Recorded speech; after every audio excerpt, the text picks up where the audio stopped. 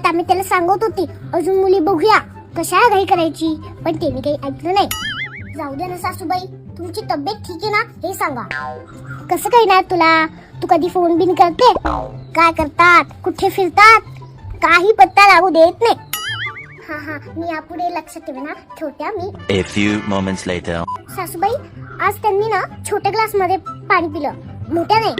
असं का सासूबाई? आता मी केस करते बरं. अच्छा सासूबाई, आता मी झोपतो बरं. हो हो ठीक आहे.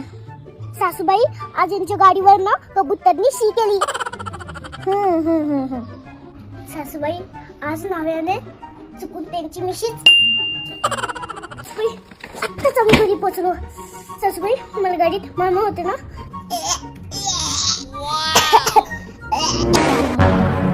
राम राम.